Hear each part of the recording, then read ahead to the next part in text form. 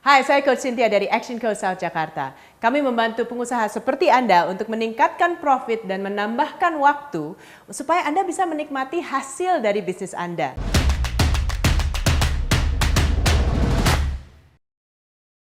Hari ini saya akan membahas bagaimana caranya untuk meningkatkan jumlah customer yang datang dan repeat order ke bisnis Anda. Tentunya kalau kita sibuk mendapatkan revenue dari customer baru dan customer baru dan customer baru, ya lama-lama susah dan mahal dari sisi marketing, betul nggak?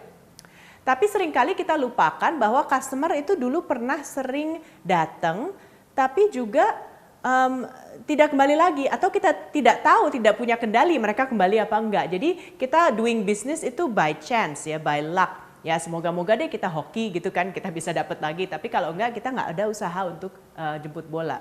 Nah sekarang, dunia sekarang banyak sekali dari sisi teknologi, dari sisi strategi yang Anda bisa lakukan. Nah saya akan sharing beberapa hal.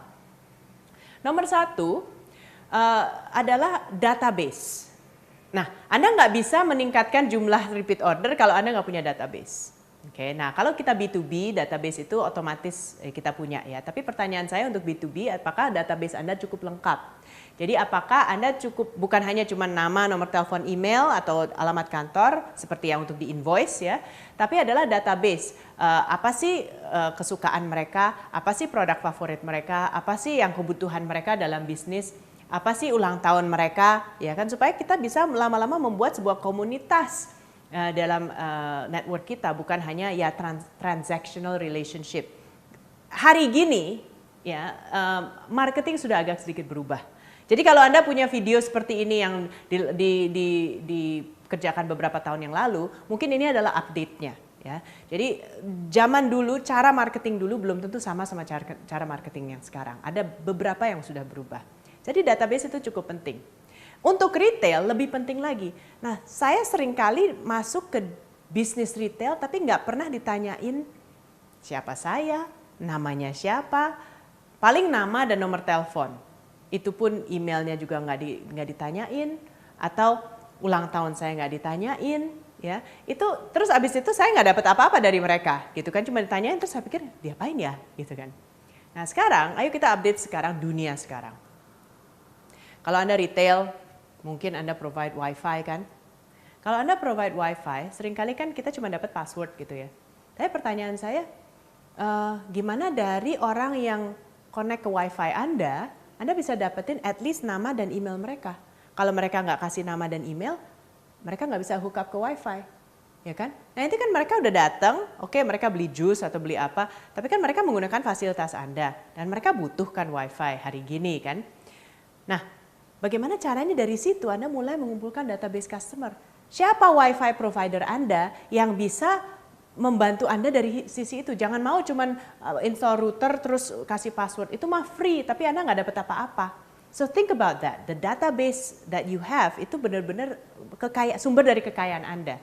Ya, jadi minta dan bagaimana Anda organize. Pada saat Anda organize, apakah Anda grouping atau cuman blast semuanya yang sama? Ya. Nah, kedua, hari gini kalau kita bagi-bagi brosur atau hard selling itu sudah nggak zaman lagi. It works. I'm not saying it doesn't work. It works ya kan. Tapi ada certain industri atau certain komunitas yang butuh approach yang lebih soft ya. Karena hari gini juga mungkin kompetitor Anda sudah mulai banyak. Jadi yang kedua adalah bagaimana Anda membangun komunitas. Membangun komunitas itu artinya dari dua aspek. Kalau Anda sudah punya sebuah database, dan let's say database Anda ini target marketnya anak-anak muda misalnya ya. Kita lihat banyak komunitas online atau offline pun yang mereka terus berkomunikasi. So the key essence of a community adalah communication. Communication, bagaimana berapa sering, apa yang Anda komunikasikan sama komunitas itu sangat penting. Jadi mereka merasa ada terus relationship sama Anda. Kedua, dari sisi komunitas adalah nilai tambah. Komunikasi, tapi setiap kali komunikasi kirimin brosur, kirimin ini, kirimin itu, apa gunanya? Ya kan? Nah, Anda masuk di komunitas saya, contohnya, Anda mendapatkan video seperti ini. Ya, ini bukan video untuk bilang, hey saya ada ini loh, hey saya ada produk ini loh. No, this is a community yang saya mau adding value. Ya, Anda beli nggak beli itu urusan Anda. Ya, saya juga happy lah kalau Anda beli, itu bonus. Tapi kalau enggak pun, ayo kita jaga relasi. Saya yakin, if you think Anda mendapatkan nilai tambah dari video-video seperti ini, masa sih Anda nggak pass it, share ke teman? Masa sih Anda nggak pernah mau ketemu kami secara pribadi? Masa sih Anda nggak pernah mau beli produk kami? It's okay gitu. Itu adalah sesuatu yang kita harus percayakan saja ya ke sistem. Tapi hari gini kita harus terus nilai tambah. Ya kalau coach kan coaching, pasti nilai tambahnya jelas dong, kasih edukasi. Hey, tunggu dulu. Let's say Anda jualan apa sih? Anda jualan tas. Oke, Anda jualan tas. Oke, sekarang saya punya tas. Saya nggak tahu cara bersihinnya. Saya nggak tahu cara maintenance-nya. Atau mungkin saya tahu tapi bisa nggak sih Anda tulis artikel tentang bagaimana memaintain tas atau kasih video tentang bagaimana caranya take care of tas seperti ini, nyucinya gimana, jangan sampai begini, ya kan? Itu kan added value. Atau tahukah Anda sekarang tren-tren, mungkin kalau saya beli tas kan pasti saya mungkin tipe orang yang suka tren. Tahu nggak sekarang ada warna baru gini-gini? Ya itu banyak sekali nilai tambah. Anda jualan makanan, ngomongin artikel tentang kesehatan mungkin, Anda ngomongin artikel tentang tren baru dari sisi makanan di Eropa yang sekarang sudah ada di Indonesia begini-begini. Orang kan foodie gitu kan, bagaimana membuat makanan begini-begini, ya itu kan pasti mereka tertarik. Jadi kalau Anda bisa berpikir, semua industri itu pasti ada edukasi atau ada informasi yang menarik buat orang yang menggemar industri itu, atau orang yang at least membeli produk Anda, ya yang mereka bisa butuhkan. Ya, atau mungkin Anda bisa kasih informasi-informasi dari vendor lain yang partneran sama Anda, ya tentang informasi itu.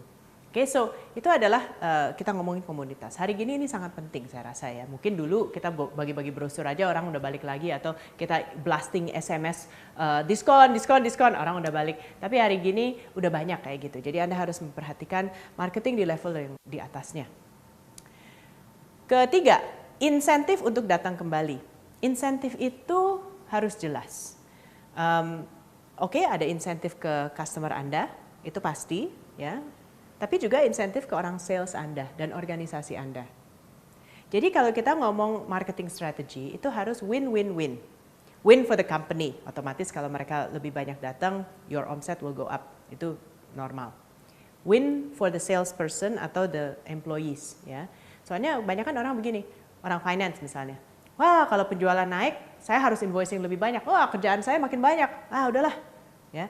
Atau orang sales mungkin, ya semua juga susah ya kan jualan, ngapain saya tambahin lagi. Oke. Tapi orang customer juga harus dikasih insentif. Jadi bagaimana kita incentivize orang sales dan orang customer untuk pelanggan lebih sering datang. Apakah Anda sudah punya, contohnya ide seperti ini. Mungkin kuartal depan, kuartal pertama 2015 ini didedikasikan hanya untuk meningkatkan jumlah transaksi. That's the focus of the organization. Yes, pasti jualan ada targetnya. Tapi selain itu juga kasih fokus.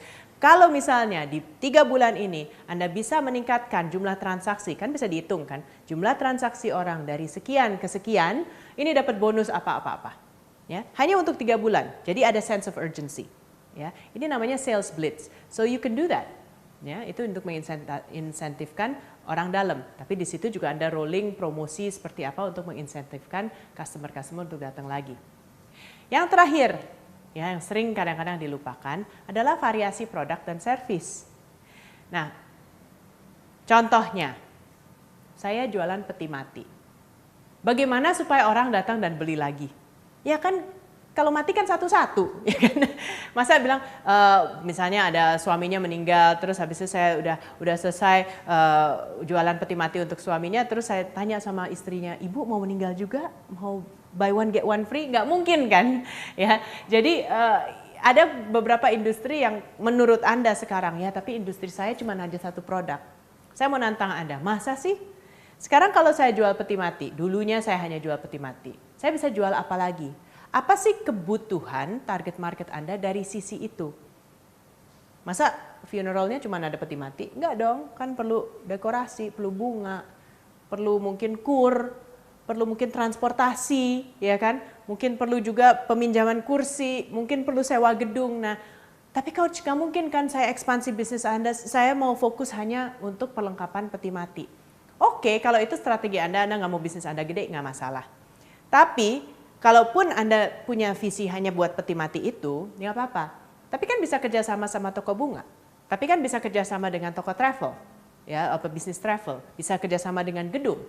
Bisa kan Anda dapat komisi, ya, bisa kan Anda bisa menjual lebih banyak lagi, bisa kan Anda juga bisa orang itu datang lagi dan beli ke Anda, biarpun mereka beli kembang, Anda organize sendiri, oke ini kembang dari saya, tapi padahal dari belakang kan Anda telepon supplier kembang, bos gua perlu kembang, ya nggak apa-apa Anda dapat selisihnya, tapi minimum orang memandang Anda sebagai one stop shop.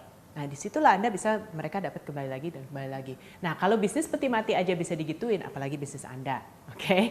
Jadi coba kalau misalnya bagaimana kita meningkatkan variasi produk and service. Karena tentunya kalau memang kita punya cuma hanya satu produk, repeat order ini makin slow. Ya kan? Kenapa saya harus repeat order dulu cuma punya satu produk? Ya, jadi itulah yang kita harus perhatikan.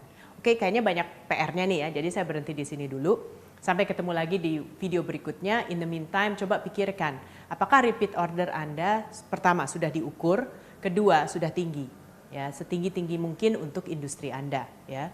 Dan kalau Anda bilang, oh, ini udah setinggi mungkin, oke deh tambahin 10% lagi, masa nggak bisa? Kan saya coach, saya harus menantang Anda terus, oke? Oke, sampai ketemu lagi kita di bisnis video berikutnya. Saya Coach Cynthia dari Action Coach South Jakarta, salam sukses.